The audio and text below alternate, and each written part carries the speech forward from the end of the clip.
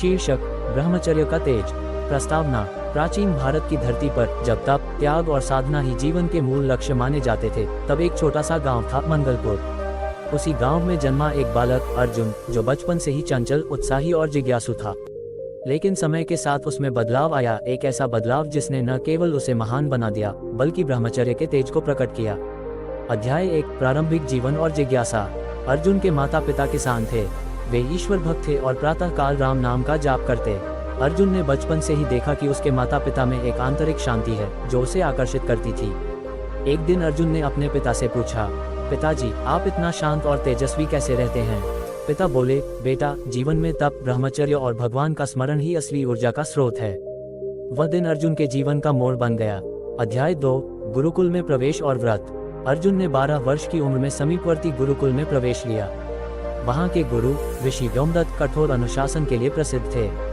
पहले ही दिन उन्होंने बालकों से कहा, ब्रह्मचर्य वह शक्ति है जिससे तुम स्वयं भगवान के समीप पहुँच सकते हो।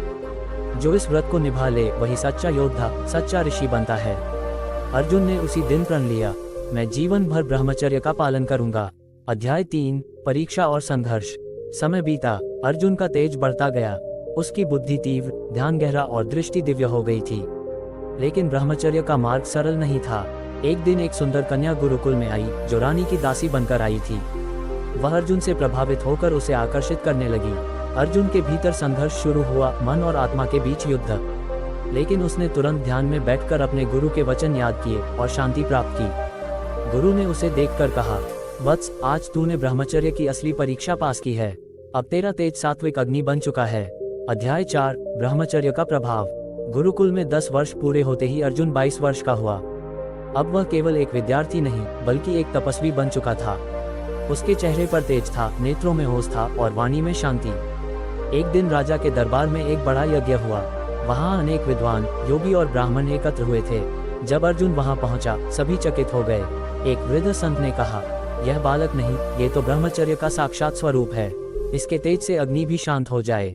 राजा ने अर्जुन से राज्य के युवाओं को ब्रह्मचर्य और ध्यान सिखाने का आग्रह किया। अध्याय 5। समाज में सेवा और प्रेरणा। अर्जुन ने अपने तेज को समाज के हित में लगाया। उसने एक आश्रम स्थापित किया जहां बालकों को ब्रह्मचर्य, योग और तप का प्रशिक्षण मिलता। उसका कहना था, ब्रह्मचर्य केवल स्त्री पुरुष संबंधों से दूर रहना नहीं है, यह इंद्रियों को वश में कर आत्मा से जुड़ना है। हजारों युवक प्रेरित हुए और उनके जीवन में भी वही दिव्यता आई। अध्याय 6। अंतिम संदेश।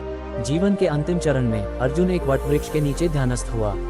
शिष्यों ने पूछा, गुरुदेव, आपका तेज इतना दिव्य कैसे हुआ? अर्जुन मुस्कुराया और बोला, तप, त्याग और ब्रह्मचर्य, यही मेरे जीवन का सार है। जिसने इस व्रत को थाम लिया, उसके भीतर देवत्व प्रकट होता है। इसके पश्चात वह ध्यान में लीन हो गया और शरीर त्याग कर ब्रह्मलीन हो गया। उपसंहार। ब्रह्मचर्य एक साधारण नियम नहीं, एक जीवन शैली है। जो इसका पालन करता है, वह भीतर से शक्ति, शांति और तेज से भर जाता है। अर्जुन की यह कथा हमें यही सिखाती है, जिसने ब्रह्मचर्य अपनाया, उसने स्वयं को जीत लिया। आपको यह वीडियो पसंद आई हो तो आप इस चैनल को लाइक एंड सब्सक्राइब कर सकते हैं और कमेंट में बताएं वीडियो कैसा लगा। धन्यवाद। मोटिवेशनल वीडियो के लिए आप जुड़े रहे इस चैनल पर।